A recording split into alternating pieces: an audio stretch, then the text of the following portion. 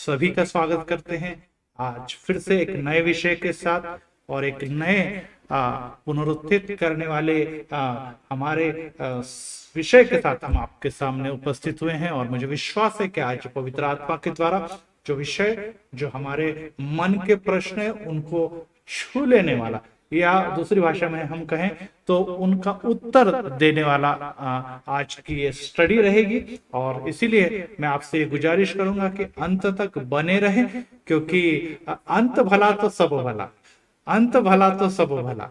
और इसीलिए इन दिनों में जब हम अनेक लोगों को जब कोरोना से हमारे बीच में से जाते हुए देख रहे हैं, या अनेक लोग कोरोना से ग्रस्त है, पीड़ित है, या आने वाले दिनों में जो तीसरी लहर हमारे सामने है, या डेल्टा वेरिएंट के बारे में हम सोच रहे हैं, और मौत का खौफ हमारे बीच में है, तो ऐसे समय में अंत जिसे हम कहते हैं, जिसे हम मौत कहते हैं, डेथ कहते हैं, इसके बारे में अब गंभीरता के साथ सोचना मनुष्य ने प्रारंभ कर दिया है। और ऐसे समय में एक विषय जो आपके सामने हमने रखा है कि death is the dead and, क्या मौत ही हमारा अंत सत्य है, या वहीं पर जाकर हमारा अंत हो जाएगा।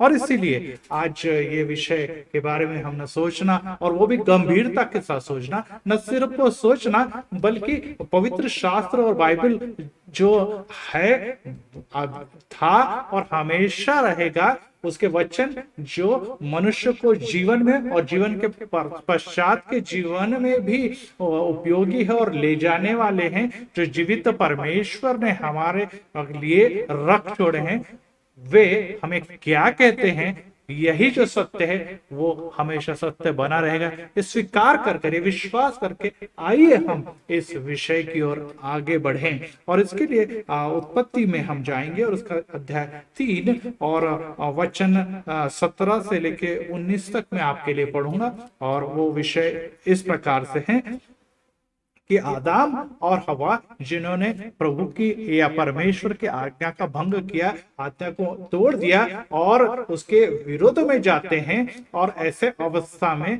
अब न्याय का समय उनके सामने खड़ा है, या दूसरी भाषा में न्याय का जो निर्णय है वो अब वो लेने के लिए तैयार अवस्था में बैठे हो। ऐसे समय में परमेश्वर आदम से इस प्रकार से कहता है कि मैंने तुझे आज्ञा दी थी कि तू उसे न खाना, मतलब उस फल को न खाना, और तू उस उपज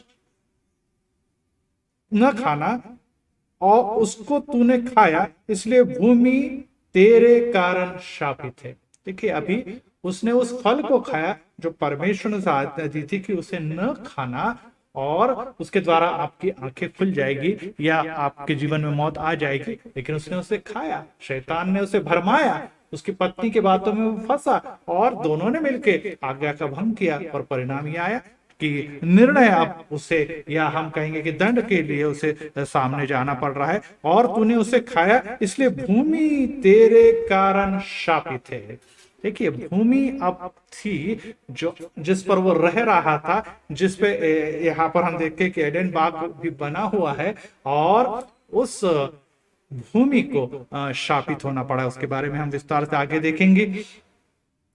तू उसकी उपज जीवन भर दुख के साथ खाया करेगा, अर्थात भूमि से प्राप्त होने वाली जो उपज है, जो फसल है, जो अनाज है, वो तू जिंदगी भर तो खाने वाला है, लेकिन ये खाते समय तुझे बहुत आनंद नहीं, दुख होने वाला, क्योंकि तुझे परिश्रम करना पड़ेगा, और वह तेरे लिए कांटे और ऊंट कटारे उगाएगी, और तू खेत की उपज खाएगा। जी हाँ, अभी यहाँ पर श्रमिक का निर्माण हो गया है, एक नया ग्रुप निर्माण हो गया है, जिस समूह निर्माण हो गया है, जिसको हम किसान भी कहेंगे। यहाँ पे उसकी उत्पत्ति हमें दिखाई देती है, और वो किसान जो है वो परिश्रम कर रहा है, परिश्रम की रोटी खा रहा है, लेकिन फिर भी अपेक्षा जैसे फल उसे नहीं मिलेगा।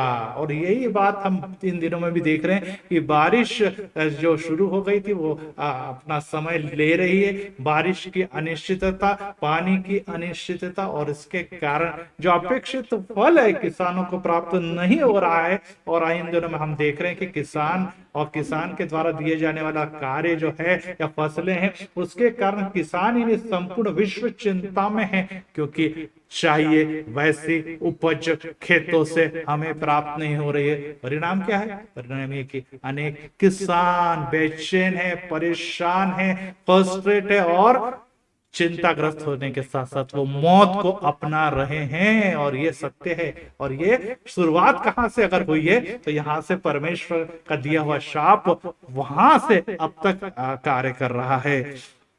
और आगे ये कहा कि अपने माथे के पसीने की जो रोटी खाया करेगा और अंत में मिट्टी में मिल जाएगा, क्योंकि तू उसी में से निकला हुआ है। जी हाँ, ने सिर्फ फसल जो है खेती जो है वो सिर्फ मिट्टी की उपज ये नहीं है, तो मनुष्य भी मिट्टी की उपज है, क्योंकि मिट्टी से ही परमेश्वर ने मनुष्य को निर्मित किया है। फसल और हम में सिर्फ अंतर यही है, और वो ये अंतर है कि फसल में सांस फूकी नहीं गई, फसल जो है मिट्टी से उगती है और मनुष्य का पेट भरती है, लेकिन मनुष्य की सांस जो परमेश्वर ने उसके नाकों में या उसके नथुने में फूकी वो अब तक चल रही है। और उसी श्वास के लिए, उसी ऑक्सीजन के लिए इन दिनों में परेशानियां जो है, वेंटिलेटर का कई ऑक्सीजन की कमी हमें या उसका महत्व समझ में आ चुका है। पहले हार्ट के बारे में मनुष्य बहुत ज्यादा सोचता था, क्योंकि हार्ट फेल हो गया अर्थात बहुत सारी मौतें उससे थी। लेकिन इन दिनों में लंग्स या फेफड़ों के बारे में मनुष्य भी अधिक सोचने लगा है, क्योंकि अब फेफड़े भी निकामी होते जा रहे हैं और उसको लगने वाला ऑक्सीजन उसे प्राप्त होने के बावजूद भी वो ग्रहण नहीं कर पा रहा है, और इसके कारण वेंटिलेटर और फिर उसके बाद मौत ये हमें दिखाई दे रही है। तो ये जो सांस और का ही अंतर है फसल और मनुष्य में। फसल भी मिट्टी से है, मनुष्य भी मिट्टी से है। मनुष्य को स्वरूप में परमेश्वर ने रचा है। और आगे कहता है कि तू मिट्टी में और मिट्टी में मिल जाएगा, क्योंकि तू उसी में से निकला है और तू मिट्टी है और उसमें मिल जाने वाला। देखिए, मिट्टी से निकला, मिट्टी में मिल जाएगा। माता के गर्भ से हम उत्पन्न हुए और आखिर हम उस गर्भ में समा जाने वाले हैं, जिसको हम भूमि या मिट्टी कहते हैं। और प्रश्न फिर यही आता है कि अब हम जो पसीने से कमा रहे हैं, जो मेहनत खून पसीना एक करके मेहनत के साथ जो प्राप्त करने के लिए जीवन भर संघर्ष कर रहे हैं, और बड़ी पीड़ा और बड़े कष्ट और बड़े ही वेदना और बड़े ही ध्येय के साथ हम झगड़ रहे हैं, लड़ रहे हैं, और उसका परिणाम मिट्टी में सब कुछ मिलने वाला है, तो फिर ये करे क्यों? ये तो निराशावादी दृष्टिकोण है। जी हाँ, ये शाप है। और शाप जो है वो कभी भी आपको आशा नहीं दे सकता।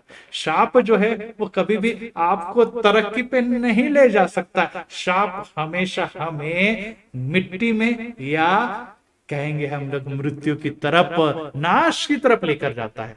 आशीर्वाद जो है, ब्लेसिंग जो है, वो हमें आनंद खुशी देती है, शाप नहीं देती। और इसीलिए पसीना बहाने वाला व्यक्ति जो था, मानव जो था, आदम और हवा से लेकर अब तक है, वो कभी भी संतुष्ट नहीं रह पाया, क्योंकि जो एक मिट्टी है वो मिट्टी में ही मिल जाने वाला है। जो मां के गर्भ से निकला है वो भूमि के गर्भ में ही समा जाने वाला है। और इसीलिए अगर हम मिट्टी के बारे में ही विचार करें या भूमि के बारे में विचार करें, तो वो हर बात को अपने आप में समा या अपने आप में शोषित कर लेती है। आप उसमें पानी डालिए, उसमें दूध डालिए, उसके अंदर केमिकल डालिए या प्रदूषण फैलाइए, मिट्टी वो सब बातों को शोषित कर लेती है और खुद उसमें ले लेती है। और भले प्रदूषण फैले, लेकिन मिट्टी जो है, जिसके बारे में अभी मैं आगे विस्तार से नहीं बताऊंगा, लेकिन फिर भी मिट्टी ये सब कार्य करती चली आ रही है। और न सिर्फ ये नहीं, बल्कि वे हम देखेंगे कि मनुष्य को भी अपने आप में समा लेती है। और कुछ समय के बाद ये मनुष्य मिट्टी था और मिट्टी में बदल जाता है।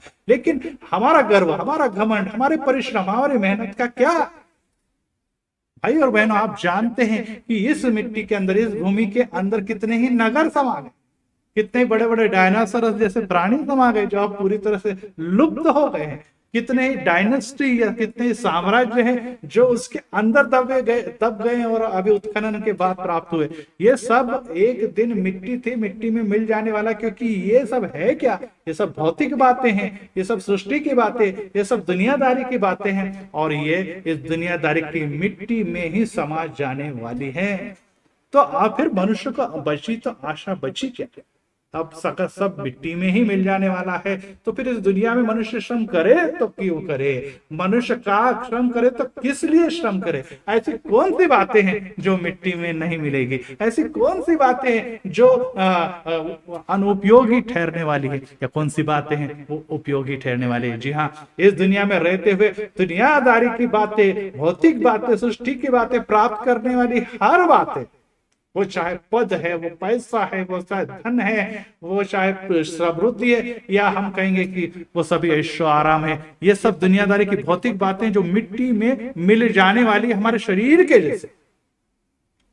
लेकिन इस कार्य, एक ऐसे कार्य भी है जो परमेश्वर ने हमारे और आपके लिए रख छोड़े हैं। वे कार्य कभी भी मिट्टी में मिलने वाले नहीं हैं।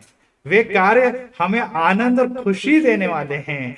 वे हमारे मृत्यु के पश्चात जब हमारा शरीर या देह मिट्टी में मिल जाएगा और मिट्टी ही बन जाएगा, उसके बाद भी फसल और अनेकों को आशीर्वाद के स्वरूप में जीवन दिलाने वाले हैं। और यही कार्य के बारे में आज थोड़े समय में हम यहाँ पर विस्तार से विचार करेंगे। लेकिन प्रश्न फिर से वही आता है कि मनुष्य जो है उसको डॉक्टर या मेडिसिन या ट्रीटमेंट की आवश्यकता है या नहीं, और पवित्र शास्त्र इसके बारे में गंभीर है या नहीं? क्योंकि अगर मनुष्य परमेश्वर के हाथ से बना है और उसी के हाथ में हमारे जीवन का नियंत्रण है, उसकी इच्छा होती है तो वो हमें बुला लेता है। वो जब तक हमें इस दुनिया में रखता है वो हम रहते हैं। परमेश्वर की योजना लेकर हम इस दुनिया में आए हैं, और वो योजना पूर्ण हो जाती है तो उम्र के किसी भी भाग में हमें इस दुनिया को छोड़कर निकल जाना पड़ता है, दूसरी भाषा में मिट्टी में मिल जाना पड़ता है। तो ये सब बातें अगर हम ध्यान में रखे तो हमें ये कि फिर डॉक्टर, ट्रीटमेंट, मेडिसिन की आवश्यकता है या नहीं? जी हाँ, इन दिनों में तो आप कहेंगे कि यस है उसकी आवश्यकता, लेकिन वो नाकामयाब हो गई, क्योंकि विश्व भर में वैक्सीन और सब मेडिसिन और हॉस्पिटल ये सब भरे थे। कई लोग हॉस्पिटल ही नहीं मिला, और कई लोग हॉस्पिटल में जाने के बाद भी जीवन नहीं प्राप्त कर सके, अर्थात वो मिट्टी थे और मिट्टी में मिल गए। परंतु डॉक्टर वैद्य के बारे में अगर बाइबल के हम अंदर देखते हैं तो डॉक्टर वैद्य का महत्व है। वो भी एक हमारे जीवन के लिए मनुष्य को दिया हुआ टैलेंट है, और जो हमें मृत्यु से संघर्ष करने के लिए या मृत्यु से या बीमारी से वापस लाने के लिए उपयोगी ऐसा व्यवसाय है। अलीशा के बारे में देखेंगे तो अलीशा के जीवन में वैद्य और बीमारी लगी, उन्होंने वैद्य और ट्रीटमेंट लेने के बावजूद भी अलीशा इस दुनिया से चले गए। अलीशा ने भी, उसके बाद हम देखते हैं कि पवित्र शास्त्र में इस प्रकार से लिखा गया है कि यूसुफ अपने पिता याकूब की मृत्यु के पश्चात वैद्यों से कहता है कि उसके शरीर में मसाला भरे और उसके शरीर को सुरक्षित रखा जाए, जो मिट्टी में न मिलते हुए उसे वापस हम अपने कनान देश लेकर जाएंगे।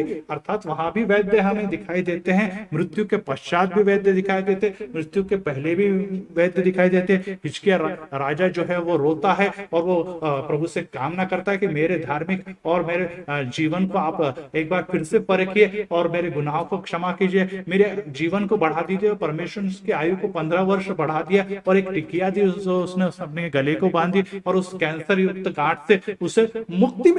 अर्थात वो ट्रीटमेंट उसको आशीर्वाद देने वाली या जीवन दिलाने वाली ठहरी, अर्थात वैद्य की आवश्यकता है। वहां पर हम देखते हैं कि पवित्र शास्त्र में डॉक्टर लूक जो है, जिसने लूका रचित सुसमाचार, उसके बाद का प्रेरितों के काम, ये पुस्तक है पवित्र शास्त्र में इंक्लूड की गई, वो डॉक्टर था और उसकी सेवकाई का भी प्रभु ने इस्तेमाल किया है। और इसीलिए मत्ती रचित सुसमाचार में प्रभु यीशु मसीह खुद कहते हैं कि वैद्य भले चंगों के लिए नहीं परंतु बीमारियों के लिए या बीमारों के लिए आवश्यक है। बीमारी के लिए वैद्य की आवश्यकता है, भले चंगों के लिए नहीं। जी हाँ, इन दिनों में हमें निश्चित ही कोरोना जैसी अन्य विविध प्रकार की बीमारी है, लेकिन सबसे बड़ी बीमारी इन दिनों में जो हमारे मन में, दिल में काम कर रही है कि वो हमारे दिल में निराशा भर चुकी है, फ्रस्ट्रेशन भर चुकी है, जीने की आस, खुशियों का जीवन हमसे कहीं तो भी लुप्त हो गया है। कारण बहुत सारे हैं, लेकिन ये खुशियां हमसे छीनी जा रही हैं। और ऐसे अवस्था में फरीसी जो है वे यीशु मसीह की तरफ देखते हैं और यीशु मसीह को और उसकी सेवकाई को वो क्रिटिसाइज करते हैं। ऐसे अवस्था में प्रभु यीशु मसीह कहते कि मैं इस दुनिया में जो आया हूं वो भले चंगों को नहीं, तो मैं बीमारों को बचाने के लिए एक वैद्य के रूप में आया हूं। जी हाँ, वैद्य अपना कार्य कर रहा है, प्रभु उससे भी सम्मानित कर रहे हैं, लेकिन दुनिया का सबसे बड़ा वैद्य है कौन? सबसे बड़ा राहत और सुकून और बीमारी से चंगाई देने वाला है कौन? तो उसका नाम प्रभु यीशु मसीह, क्योंकि उसने बीमारी के जड़ को जाना। उसने हमें निर्मित तो किया ही किया है, लेकिन बीमारी की जड़ को भी जाना, और बीमारी की जड़ को मुक्ति के लिए डॉक्टर को तो उसने ब्लेसिंग दी सी है, लेकिन साथ में सिर्फ स्पर्श के द्वारा, सिर्फ शब्दों के द्वारा आज भी हमें और आपको चंगाई देता है। तो ध्यान में रखिए भाई और बहनों कि दुनियादारी के वैद्य और मेडिसिन और मेडिकल साइंस ये हमारे लिए जरूरी है, लेकिन उससे महत्वपूर्ण है कि उसको सफलता देने वाला, उसको यश देने वाला, डॉक्टरों का डॉक्टर, वैद्यों को वैद्य प्रभु यीशु मसीह की तरफ देखना भी अनिवार्य है, और उसी के द्वारा हमें उसमें कामयाबी भी मुक्ति, बीमारियों से मुक्ति मिलती है। हम भले हनोक के जैसे रैप्चर के रूप में उठा लिए नहीं जा रहे, हम एलिया के समान निश्चित ही उठा लिए नहीं जाएंगे, रैप्चर हमारा नहीं होगा, लेकिन फिर भी एक समय आने वाला कि हमें प्रभु यीशु मसीह के नाम में, जिसे बहुतायत का जीवन मिला है, जिन्हें युगानुयुग का जीवन मिला है, उसे प्रभु परमेश्वर उस भूमि में से, उन मरे हुए में से झिलाने वाला है। एक वैभवशाली शरीर देखकर हमें वो अंतरिक्ष में ले जाने वाला है। और इसी कामना ने, इसी विश्वास ने, इसी योजना ने हम मसीही लोगों को एक आनंद और खुशी से मौत के बाद भी भर दिया कि मौत के बाद भी एक जीवन है। डेड जो है, डेड एंड मृत्यु नहीं है, लेकिन कुछ लोगों के लिए डेड एंड मृत्यु होगी या होती है, और उस पर जाने वाले या उसका अनुकरण करने वालों की संख्या बहुत है। रोमियो में पौलुस इस प्रकार से कहते, रोमियो उसके 8वें अध्याय और 35 में, कि हमें मसीह के प्रेम से कौन अलग करेगा? क्या क्लेश, क्या संकट, क्या उपद्रव, क्या अकाल, क्या नंगाई, क्या जोखिम, या तलवार? जी हाँ, अब एक प्रेम आपको मसीह के साथ जोड़े हुए हैं। उस प्रेम के मार्ग में बहुत सारी रुकावटें हैं, उस प्रेम के मार्ग में बहुत सारी, क्योंकि हम सभी जानते हैं कि हमने मसीह को प्रेम करने से पहले पिता ने और पुत्र ने हमसे प्रेम किया, और बहुत प्रेम किया। हम अनेक बार प्रेम से दूर चले जाते, परंतु वो प्रेम से कभी भी परे नहीं हटते। और प्रेम के और मसीह के प्रेम के और हमारे प्रेम के मार्ग में जो रुकावटें हैं वे है क्लेश, संकट, उपद्रव, अकाल, नंगाई, जोखिम या तलवार। और ये हमें इन दिनों में दिखाई दे रहा है। ये सब बातें जब हमारे जीवन में आ जाती है, हम कहते हैं कि मसीह का प्रेम, मसीह के हमारे प्रार्थना नहीं सुनता, मसीह हमारे को छोड़ दिया है, प्रभु यीशु हमसे दूर चले गया है, और हम हमारी तकलीफों को नहीं पहचानता है। ये रुकावट हैं, लेकिन संत पौलुस कहते हैं कि ये हमारे जीवन में रुकावटें नहीं बन सकते हैं। और आगे वो यही कहता है 38वें वचन में, 8:38 रोमियो में, कि न तो मृत्यु, न ही जीवन, न ही स्वर्गदूत, न ही प्रधानता, न ही वर्तमान, न ही भविष्य, न ही सामर्थ्य, न ही ऊंचाई, न ही गहराई, और न ही कोई सृष्टि हमें परमेश्वर के प्रेम से जो हमारे प्रभु यीशु मसीह में अलग कर सकती है। कोई मौत भी हमें उसके प्रेम से अलग नहीं करती। जी हाँ भाई बहन, आज फिर से आप परेशान हैं, आप दुखी हैं, आप निराश हैं, आप घबराए हुए हैं, आप चिंता में हैं, आपके आर्थिक समस्या है, आपके पारिवारिक समस्या है, आपके घर में फ्रस्ट्रेशन है, आपके दिलों में खौफ और डर छाया हुआ। मसीह आपसे प्रेम करता है। वो कहता है कि घबराए नहीं, आपका अंत इस भूमि में अवश्य होने वाला, कि आप मिट्टी है, मिट्टी में मिल जाओगे, परंतु ये डेड एंड नहीं है।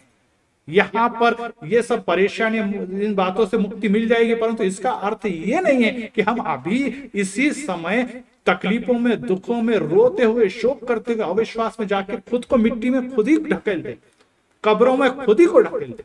क्योंकि आज बहुत सारे लोग कब्रों में पैर लटकाए बैठे हुए, उन्हें लग रहा आज मैं गया कि कल मैं गया, वो प्रभु यीशु मसीह के प्रेम को भूल चुके हैं। और इसीलिए मैंने ये वचन आपको पढ़ के दिया है कि मृत्यु हो या स्वर्गदूत हो या प्रधानताएं हो, सृष्टि हो, कोई भी ऊंचाई या गहराई हो, हमें मसीह से, प्रभु यीशु मसीह के प्रेम से अलग नहीं कर सकती। और ये विश्वास लेकर जो जीते हैं उन लोगों के लिए फिर से एक नई आशा, एक नई खुशी जीवन है कि मेरा अंत इस कब्र में नहीं है, मेरा अंत ये भूमि में नहीं है, मेरा अंत कभी भी नहीं हो सकता, क्योंकि परमेश्वर ने मुझसे अनंत प्रेम किया, प्रभु यीशु मसीह के रूप में अपना इकलौता बेटा दे दिया।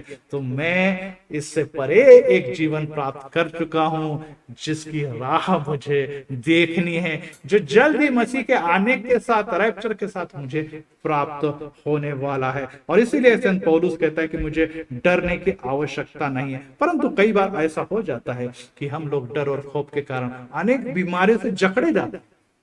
डॉक्टर भी कहते हैं अरे भाई इतना घबराने की जरूरत नहीं, इतना परेशान होने की जरूरत नहीं है, आप न घबराएं। यस, आपके शरीर में कोरोना की बीमारी अवश्य थी, लेकिन मेडिसिन के बाद आप ठीक हो चुके हैं। कुछ साइड इफेक्ट अवश्य है, वैक्सीन आपने ली हुई है, न घबराएं, न डरे। लेकिन हम खौफ जताते, हम आजू बाजू की घटनाएं देखते हैं, हमारे परिवार में हुई मौतों को देखते हैं, हम सभी बातों को देखते हैं और हम डर जाते हैं। हमें लगता है कि आज नहीं, अभी या रात में या सुबह या कुछ दिनों में कुछ भी हो सकता है, और फिर से हमारा आनंद और खुशी हमसे छिन जाती है। और ऐसे अवस्था में हमें राजा शलमून की ओर देखते हैं, और सुलेमान इस प्रकार से कहते हैं, मन का आनंद अच्छी औषधि है।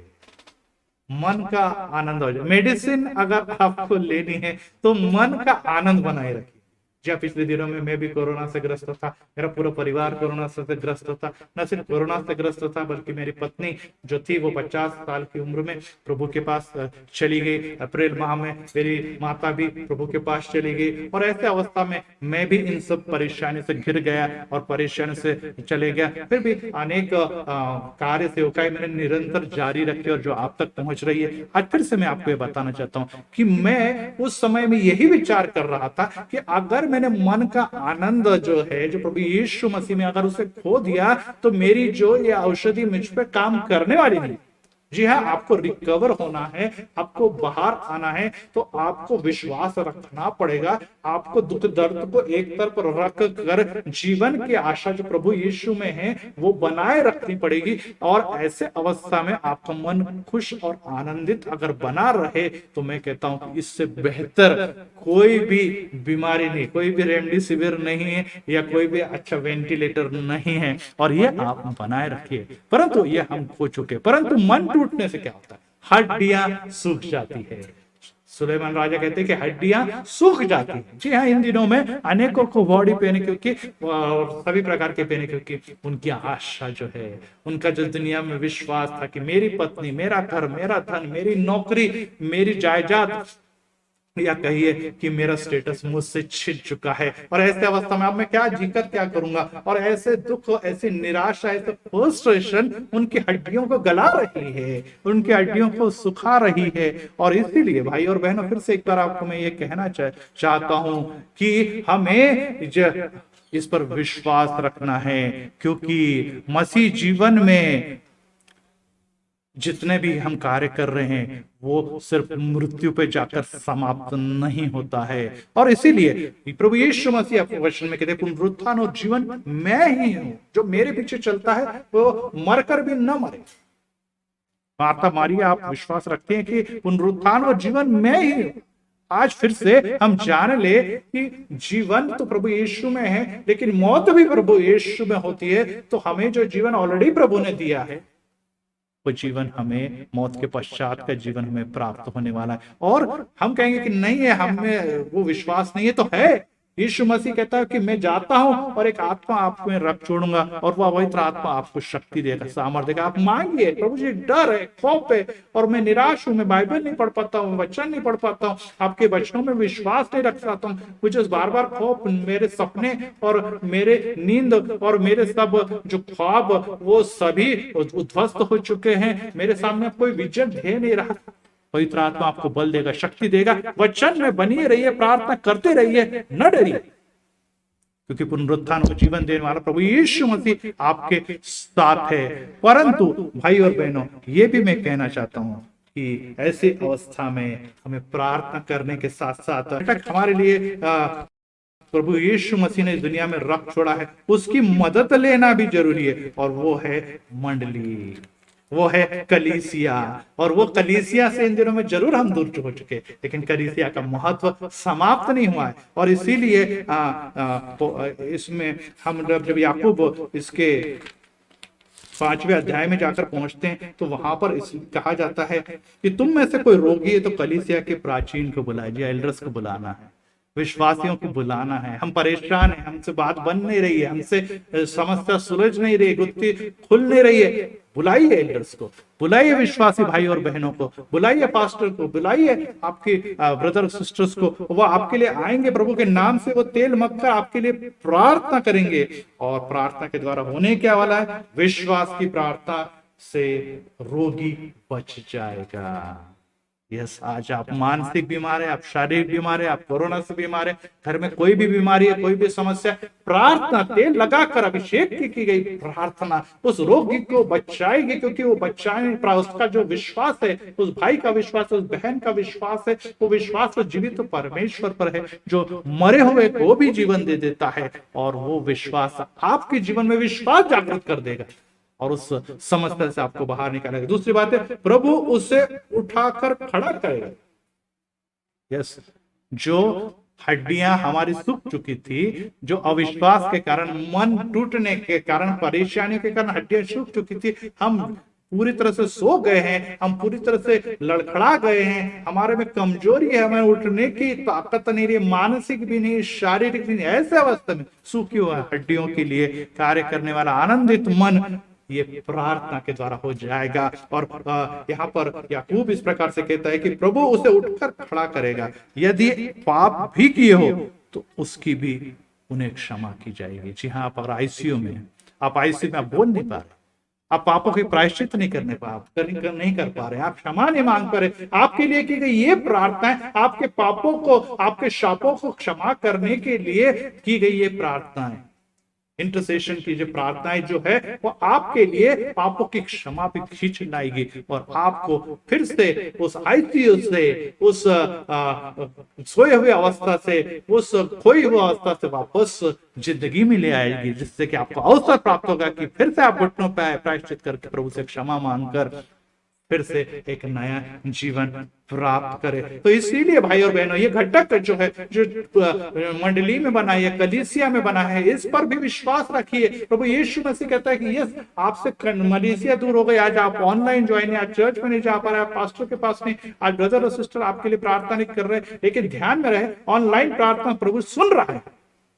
आज भी समय है कि हम एक दूसरे के लिए प्रार्थना करें या विश्वास के साथ उस भाई और बहन के पास जाए, मंडली के सामने उस समस्या को रोके, प्रेयर रिक्वेस्ट रखे, प्रभु कार्य करेगा और टूटे हुए मन को फिर से जोड़ देगा, सूखी हुई हड्डियों को फिर से ताकत देगा, मन में एक नया आनंद निर्माण होगा और यही हमारे लिए विश्वास की औषधि बन जाएगी। प्रेज़ द लॉर्ड, विश्वास की औषधि बन जाएगी और इसकी आवश्यकता इन दिनों में है, क्योंकि फिर से तू मिट्टी है और मिट्टी में मिल जाएगा, तू मिट्टी है, मिट्टी में मिल जाएगा और ये मिट्टी ही, ये कब्रें ही हमें दिखाई दे रही है, लेकिन इस मिट्टी के परे भी एक आशीर्वाद छुपे हुए हैं और उसी पर अब हम आने जा रहे हैं। क्योंकि निश्चित ही भूमि को शाप मिला, किसके कारण? मनुष्य के कारण, क्योंकि भूमि से मनुष्य निर्मित हुआ, मिट्टी से मनुष्य निर्मित हो रहा और फिर से मिट्टी में अगर मिल जा रहा है तो निश्चित ही ये दुख भरी बात है। परंतु उसके कारण है क्या?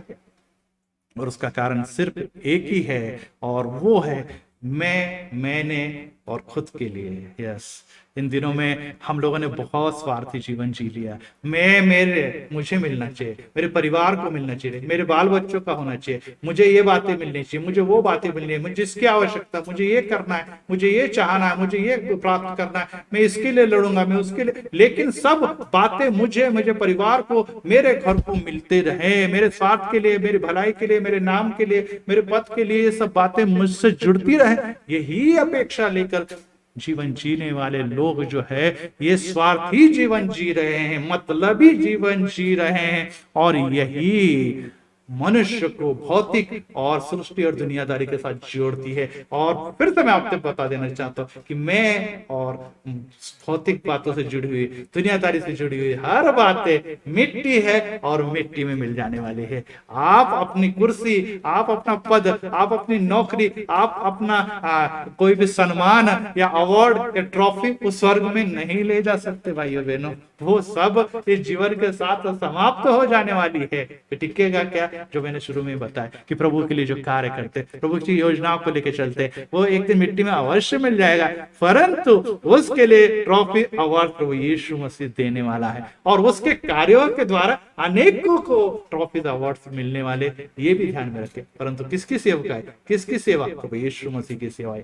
और सेवकाई। और फिर इसीलिए हमें जानना है कि हम अपने देह के लिए, अपने शरीर के लिए जीते हैं, और उसी की सेवा करते करते हम लोग मर जाते हैं। उसी की प्राप्ति की और ख्वाहिश और सब देह की सभी लालसाओं को पूरा करने में अपना जीवन व्यतीत कर देते। परंतु जीवन देने वाला, इस दुनिया में आपको माता के गर्भ से बनाया, भेजने वाला और एक विशिष्ट योजना लेकर चलाने वाले ईश्वर प्रभु यीशु को हम भूल जाते हैं, उस पर विश्वास नहीं करते, उसके लिए हमारे पास समय नहीं होता। जब हम बीमार आते, हॉस्पिटल में रहते, आईसीयू में रहते और परेशानी में घिर जाते, तब हमें यीशु याद आता है, और ऐसे अवस्था में निराशा हमारे जीवन में काम करती है। और इसी अवस्था में हमें अगर शैतान को प्रभु यीशु मसीह के नाम में कुचलना, रिपीट कर रहा हूं, प्रभु यीशु मसीह ने अधिकार दिया कि शैतान को मेरे नाम से कुचल सकते हैं, भगा सकते हैं, परंतु भाई और बहनों, मोहपाश और दैहिक वासनाओं से हमें भागना है,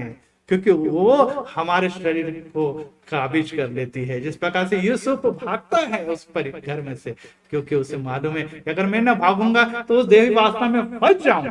पौलुस भी कहता है कि उससे भागे, क्योंकि उसे पराभूत करना बहुत ही मुश्किल और कठिन है। इन दिनों में हमें देखने को मिल रहा है कि फादर स्टेन स्वामी, इन्होंने अपना संपूर्ण जीवन आदिवासियों के लिए समर्पित कर दिया, और उन्हीं के लिए वो जिए। आज भले ही उनका अंत हो गया हो, लेकिन भले ही दुनियादारी ने उन्हें न माना हो, शायद वो जेल में एक अपराधी के रूप में सलाखों में के पीछे रहे, लेकिन फिर भी उन्होंने जो कार्य उन बंधे और कुचले हुए लोगों के लिए किया है, उसके द्वारा शैतान की सत्ता उन लोगों से, उन आदिवासियों के बीच में से निकल कर उन्हें एक नए जीवन का मार्ग खोल कर गई। प्रभु यीशु मसीह भी दुनिया में थे, उसे भी कहा, उसे भी तो अपराधी की मौत ही मिली ना, उसे भी सरकार ने न माना, उसे भी सरकार का विरोध करना पड़ा, उसे अपने लोगों का ही विरोध करना पड़ा, अपने राष्ट्र का ही विरोध करना पड़ा। उस संदेश ने भी कहा सैल्यूट प्राप्त किया, उसने भी तो वहां पर सभी अपने लोगों से दगाबाजी प्राप्त की, लेकिन फिर भी वो मरा अपने लोगों के लिए, अपने लोगों के लिए इसने जीवन दे दिया, और उसके द्वारा हमें चंगाई और जीवन मिला है। तो हमें करना क्या है? अभी हमें प्रभु यीशु मसीह ने सूली और सलीब के ऊपर अपना कार्य पूरा कर दिया, तो क्या सूली और सलीब का कार्य पूरा हो गया? नहीं भाइयों बहनों, वो सूली सलीब सिर्फ प्रभु यीशु मसीह के लिए नहीं भाइयों बहनों, वो सूली और सलीब हमारे लिए। तो वो सिर्फ हम अल्टर पे रखे, या हम सिर्फ गले में लगाए, या सिर्फ टी शर्ट पे, या टैटू के रूप में लगाए? नहीं, वो सूली के बारे में पौलुस या पहले लूका देखते हैं, जिसमें प्रभु यीशु मसीह खुद कहते हैं, लूका रचित सुसमाचार उसके 8वें अध्याय में इस प्रकार से कहते हैं प्रभु यीशु मसीह 8:9-23 में, कि यदि कोई मेरे पीछे आना चाहे तो अपने आपे से इनकार करे और प्रतिदिन अपना क्रूस उठाए हुए मेरे पीछे बोले। जी हाँ, एक सूली, एक क्रूस, एक क्रॉस हमारे लिए रखा हुआ है, और वो हमारी राह देख रहा है।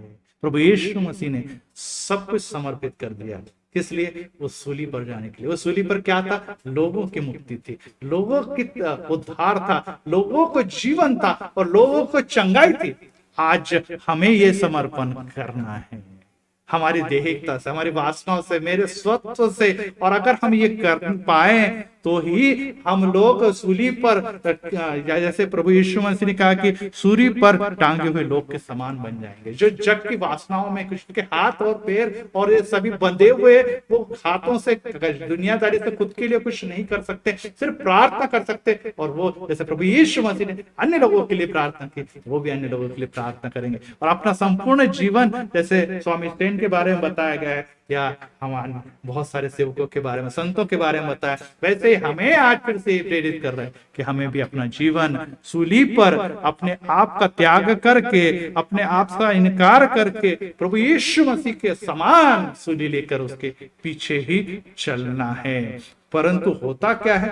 मनुष्य मैं घिर जाता है, और ये मैं और मैंने के कारण ही पाप इस दुनिया में आया। अगर हम फिर से वापस उत्पत्ति में पहुंच जाएं और उसके तीसरे अध्याय में देखें, और तीसरे अध्याय में वचन 9 से आगे देखें कि परमेश्वर ने आदम और हवा को पुकार के कहा कि तू कहाँ है? आदम, हम आप पाप कर चुके हैं, मुझे पता चल चुका है, लेकिन आप छुपे हुए है कहाँ? जी हाँ, इन दिनों में परमेश्वर हमें फिर से पुकार के उन लोगों को बुला रहा है, आप मेरी प्रजा हो, आप मेरी निर्मित हो, आप मेरे चुने हुए लोग हो, लेकिन आप है कहाँ? तब वो क्या कहता है? मैं तेरा शब्द बारी में से सुनकर डर गया, मैं उसके पेड़ों के पीछे छुपा हुआ और मैं डर गया इसलिए छुप गया हूँ।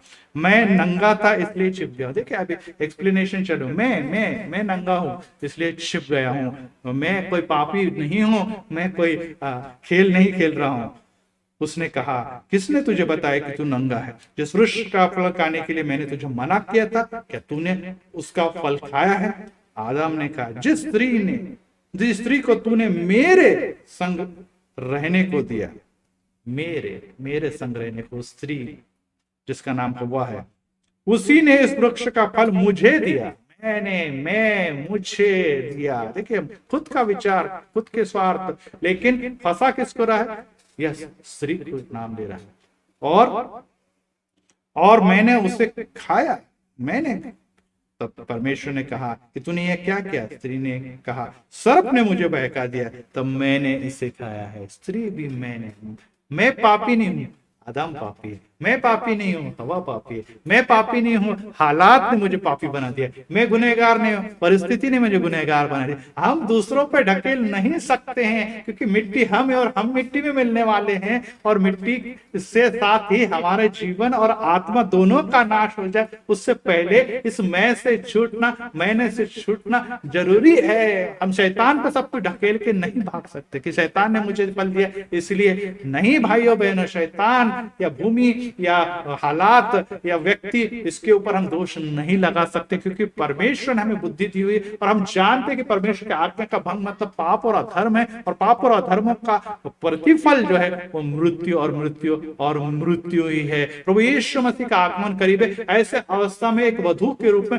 मंडली को अंतरिक्ष में ले जाने वाला है, और वो जो मंडली है उसकी वधू है, वो उसकी होने वाली पत्नी है, और वो अगर धन और पैसे के लिबास में लिपटी हुई है, या दैहिक वासना या मनोरंजन के कपड़े पहने हुए, वो डर से और खौफ से और निराशा से जकड़ी हुई है, और वो बाल बच्चे और परिवार पर ही सब कुछ न्यौछावर कर देने वाली है। और ऐसे अवस्था में ऐसी पत्नी कोई भी स्वीकार करेगा कि नहीं? जिसके पहले ही बाल बच्चों पर प्रेम है, जिसके धन और संपत्ति के सभी गंदगी और दुनियादारी से लिपटी हुई ऐसी मलिन वधु का स्वीकार नहीं किया जाएगा भाइयों बहनों, और स्वीकार सिर्फ किया जाएगा शुद्ध कुमारी का, जो प्रभु यीशु मसीह के लहू से धुली और शुद्ध और उद्धार के वस्त्र को, श्वेत वस्त्र को धारण की हुई है। ऐसी वधु को प्रभु यीशु मसीह स्वीकार करने वाला है, और ऐसी मंडली की तैयारी इन दिनों में चालू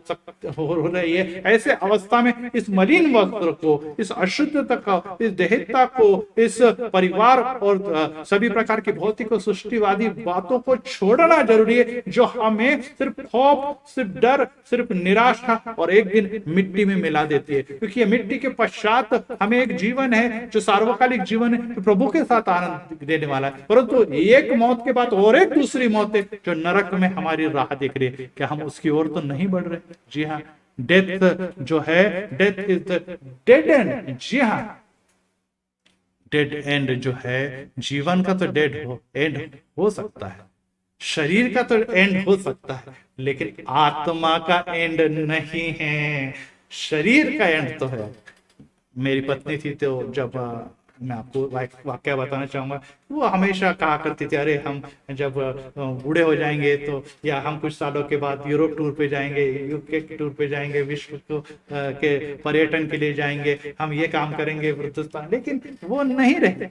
उसके साथ ही उसकी इच्छाएं, उसकी मनीषाएं ये भी समाप्त हो गई है। जी, मनुष्य की इच्छा मनीषाएं जब तक वो जीवित है तब तक ही रहेगी, लेकिन वो इच्छा मनीषाएं है क्या इस दुनिया बारी की सब बातें प्राप्त करना, मनोरंजन, आनंद, खुशियां प्राप्त करना है, या प्रभु यीशु मसीह की योजना पूरे करते हुए आनंद और खुशी हमारे जीवन में बरकरार रखना? और ये आनंद और खुशी हमारे जीवन में औषधि का काम करती है। और अगर ये मन टूट जाता है, दिल टूट जाता है, कब टूटता है मन? क्योंकि हमारे लिए जीवन हमारी पत्नी थी, हमारे लिए जीवन हमारा धन संपत्ति थे, हमारे लिए जीवन हमारे बाल बच्चे थे, हमारे लिए जीवन हमारा पद था, और हमारे लिए हमारा घर संसार था, वो नष्ट हुआ, वो दूर गया, हम बिखर गए तो हड्डियां तो सूख जाती है। शारीरिक मौत के साथ एक मौत और होती है जो आत्मा की मौत है, और यह आत्मा की मौत डेड एंड के रूप में स्वर्ग का मार्ग रोक के हमें नरक की मार्ग की ओर ढकेल देती है। और इसीलिए हमें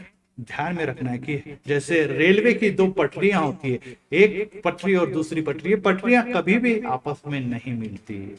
जी हाँ, स्वयं, मैंने ये जीवन भर चलते रहेगा भाइयों, लेकिन साथ में हमें आत्मा के साथ भी चलना है। अगर इन दोनों का मिलाप हो गया तो हम समझ लीजिए कि हमारा आत्मा मैं और मैं में घुस जाएगा। परंतु ये आत्मा अगर पवित्र आत्मा के साथ जुड़ा है तो ये कभी भी मैंने, स्वार्थ और लालसाओं में कभी भी जुड़ने नहीं देगा। और जब तक ये दोनों एक दूसरे से अलग है, हमारी ट्रेन जो है, हमारी जो यात्रा है, वो व्यवस्थित होकर वो हमें स्वर्ग के राज्य तक पहुंचा देगी। परंतु जहां पर इन दोनों का मिलाप हो जाएगा, पवित्र आत्मा निकल जाएगा, मैं और मेरा सब कुछ, और दुनियादारी और लालसाएं जुड़ जाएंगे आपस में, एक्सीडेंट हो जाएगा, और एक्सीडेंट का परिणाम है मौत। एक्सीडेंट का परिणाम है मिट्टी है, और मिट्टी में मिल जाएगा, और मिट्टी में मिलते हुए ही तेरा आत्मा का भी नाश हो जाएगा। और इसीलिए भाइयों बहनों, आज मैं फिर से आपको यही बता देना चाहता हूं कि परमेश्वर का वचन फिर से हमें अंतवार में यही कहता है कि मौत से न डरे, मौत से भयभीत ना हो, मौत से परेशान ना हो, क्योंकि एक समय ऐसा आ चुका है। क्योंकि वे हमें इब्रानियों के दूसरे अध्याय में कहते हैं, आपके लिए आप टिक मार के उसको हाईलाइट कीजिए, इब्रानियों दूसरे अध्याय और 14वां वचन। इसलिए जबकि लड़के मांस और लहू के भागी हैं, तो आप भी उसके समान उसका सहभागी हो गया, और ताकि मृत्यु के द्वारा उसे जिस मृत्यु पर शक्ति मिली थी, अर्थात शैतान को निकम्मा कर दे। जी हाँ, मांस और लहू के हम सहभागी हो रहे हैं, और उस मांस और लहू के द्वारा प्रभु यीशु मसीह पर विश्वास, जो मेरे लिए उसने लहू बहाया, उसने मेरे लिए अपना शरीर को उस सलीब पे चढ़ा दिया, ये दोनों के सहभाग, ये दोनों के आशीर्वाद या ब्लेसिंग, और ये हमारे लिए आज भी कार्य कर रहे हैं। और उसके द्वारा हमें एक शक्ति मिली है, जिसके द्वारा हमने शैतान को निकम्मा कर दिया, और जितने ने मृत्यु के भय के मारे जीवन भर दासत्व में फंसे थे, उन्हें उसने, मतलब प्रभु यीशु मसीह ने छुड़ा दिया। यस, उस सलीब पर मौत के द्वारा, उस सलीब पर अपने लहू और मांस के सहभागी करके हम सबको मौत के डर से, मृत्यु के भय से जीवन के मार्ग पर ले आए। इसलिए भाई और बहनों, मिट्टी है, मिट्टी में मिल जाएगा, यस, लेकिन मिट्टी में आपका आत्मा नहीं मिलना चाहिए, आत्मा नहीं मिलना चाहिए। प्रभु यीशु मसीह ने जब मिट्टी को बनाया, परमेश्वर ने जब मिट्टी और भूमि को बनाया, तो उसने कहा अच्छा है। दुनिया की सब बातें जब उसने निर्मित की तो कहा अच्छा है, सभी कुछ अच्छा है। लेकिन तीसरे अध्याय में जब उसने निर्मित के छठे दिन एक बात कही कि जब परमेश्वर ने, पहले अध्याय 31वें वचन में लिखा, जब परमेश्वर ने सब कुछ बनाया, सबको देखा, तो क्या देखा? कि यह बहुत ही अच्छा है। It was very good, it was very good.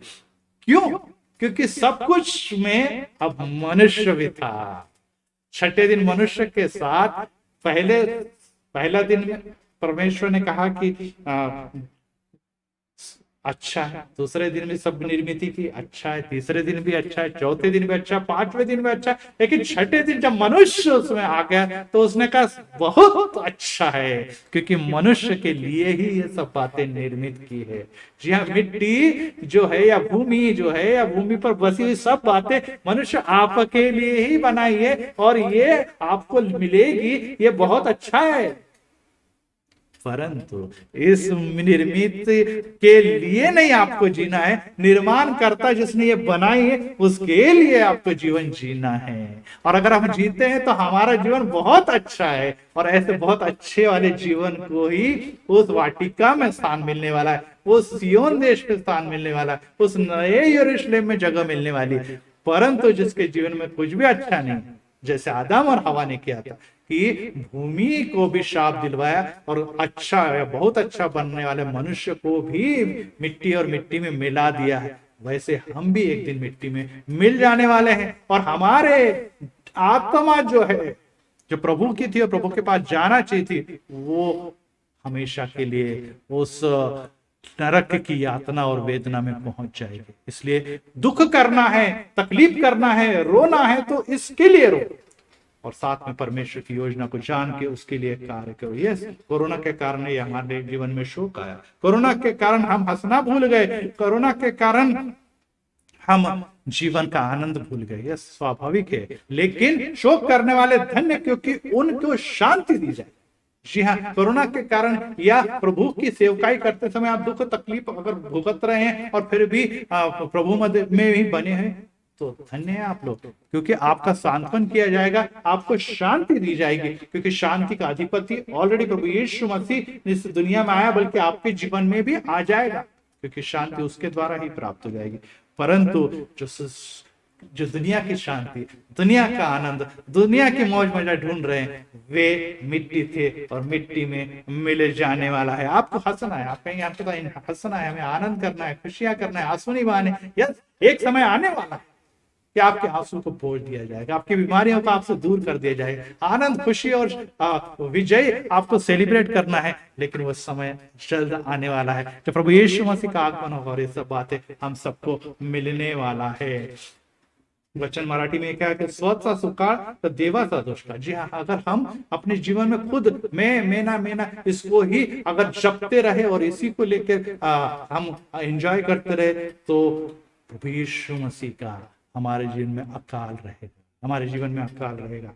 परंतु अगर हम खुद को हटाकर परमेश्वर की प्राप्ति के लिए अपना जीवन जीते, परमेश्वर की योजनाओं के लिए जीवन जीते हैं और पवित्र आत्मा को अवसर देते हैं अपने जीवन में महान और बड़े कार्य करने का, तो हम ये कहते हैं कि मैं बढ़ूं तू घटे, मेरे जीवन से महिमा तुझे मिले, मेरे जीवन से तुझे महिमा तुझे मिले। तो मिट्टी है, मिट्टी में मिल जाएगा, लेकिन मिट्टी भी अच्छी थी, लेकिन मनुष्य के साथ बहुत भी अच्छी बन गई। और आज मिट्टी में दफनाए हुए सब लोग, जो प्रभु में सोए हुए लोग हैं, जो महानिद्रा लेने वाले लोग हैं, वो जल्दी उठा लिए जाएंगे। हम उनके लिए न रोए, उनके लिए शोक न करें, परंतु उस आत्मा के लिए तैयारी करें जो आत्मा मिट्टी में न मिलने पाए। दुनिया की बातें सब मिट्टी में मिल गई तो भी चलेगी, डायनेस्टी मिट्टी में मिल गई, राजा सम्राट मिट्टी में मिल गए, हम भी मिट्टी में मिल जाएंगे, हमारा धन संपत्ति ऐशो आराम भी मिट्टी मिल जाएगा, नो प्रॉब्लम। परंतु ये आत्मा जो है वो मिट्टी में न मिलने पाए, वो आत्मा जो है वो उस नरक में दफन होना न पाए, तो वो आत्मा है वो आनंद और खुशी मनाने के लिए प्रभु के साथ जाए, यही हमारी अपेक्षा होना चाहिए। तो फिर से डेड एंड है, लेकिन डेड एंड है कहां पर? डेथ के साथ नहीं, हमारा डेड एंड पापों के लिए डेड एंड होना चाहिए। यहां से आगे मैं आगे नहीं जाऊंगा, क्योंकि इससे आगे पाप है। मेरा एंड प्रभु यीशु मसीह है, मेरा डेड एंड सलीब है, इससे आगे मैं नहीं जाऊंगा, वहीं पर रुकूंगा, वहीं जीवन जीऊंगा, वही आनंद मनाऊंगा, वही दुख रहूंगा, वही प्रभु के साथ मिलूंगा, वही आत्मा में चलूंगा, क्योंकि इससे आगे नाश है, वहां ही जीवन है जहां पर प्रभु यीशु मसीह। प्रार्थना करें। प्रभु जी हम धन्यवाद देते हैं कि आज के सुंदर समय में आपने हमें सबको स्पर्श किया। ग्लोबल रिवाइव और ख्रिस्ती मंडली चर्च के द्वारा फिर से जो वचन पवित्र आत्मा के द्वारा यद्यपि कठिन है फिर भी हमारे दिलों को छूने वाला, हमारे दिनों की परेशानियों को प्रकट करने वाला ऐसा ठहरा है। आज फिर से हम हमारा डेथ के साथ डेड एंड अगर ढूंढ रहे तो हमारा जीवन जो है वो कहां तक जा रहा है। हमारा मिट्टी है, मिट्टी में मिलने की तैयारी में तो निश्चित हर व्यक्ति है या होने ही वाला है। ये किसी से छुपाने, किसी के आयु 70 वर्ष और अधिकतम 80 वर्ष हो सकती है, लेकिन उसका अंत तो उस मिट्टी में ही होने वाला है। ऐसे अवस्था में हमें सुबुद्धि दीजिए, ज्ञान दीजिए कि हमारी हड्डियां जो है वो गलन नहीं पाए, क्योंकि हमारा दिल टूट चुका है। इस टूटे हुए दिल का आधार मलम प्रभु यीशु मसीह है, जो सूली पर अपने लहू और अपने मांस के द्वारा हमें फिर से जीवन दे रहा है। और वो हमें यही कह रहा है कि वो सूली का कार्य मैंने अवश्य पूरा कर दिया, लेकिन एक सूली आपके लिए रखिए जिसपे हमें सभी स्वत्व मैंने मेरे लिए ये जीवन को ढांक देना है और सिर्फ जीना है निस्वार्थी जीवन, यीशु की योजना, यीशु के लिए, यीशु के लोगों के लिए प्रार्थना करना, जीवन जीना, निस्वार्थी जीवन जीना, सेवकाई का जीवन जीना और परमेश्वर की योजना मेरे लिए क्या है वही पूरा करना। जैसे इसमें तकलीफें, दुख है, लेकिन परमेश्वर के प्रेम से, यीशु के प्रेम से हमें कौन विभक्त कर पाएगा? मौत नहीं, वो तो हमें यीशु के प्रीति के द्वारा युगानुयुग के और बहुतायत के जीवन के साथ जोड़ने वाली। तो क्या मुझे कोई भी नहीं कर सकता है, ना तो मिट्टी, ना तो खड्डा, ना तो शैतान, ना तो दुख तकलीफें, नहीं गहराई, नहीं ऊंचाई। मैं प्रभु में जीना चाहता हूँ। प्रभु मुझे शक्ति दीजिए, पवित्र आत्मा हमारे त्याग न कीजिए, हमेशा हरदम हमारे में बने रहे, जिससे कि आपकी महिमा, आपकी स्तुति हमारे जीवन में हरदम होते रहे। और प्रभु जी आज फिर से आपने हमें ताकत बल दी, इसलिए कि हमने फिर से वो मार्ग चुन लिया है, वो रास्ता प्राप्त कर लिया है, वो खुशियां प्राप्त की है जो निश्चित ही दुख तकलीफों में भी पौलुस के समान आनंद आनंद और आनंद ही मनाने वाली है। धन्यवाद देते प्रभु जी आपके सुंदर वचनों के लिए। प्रभु यीशु मसीह के मीठे और मधुर और पवित्र नाम में मांगते हैं, सुन और ग्रहण कर। आमीन, आमीन, आमीन।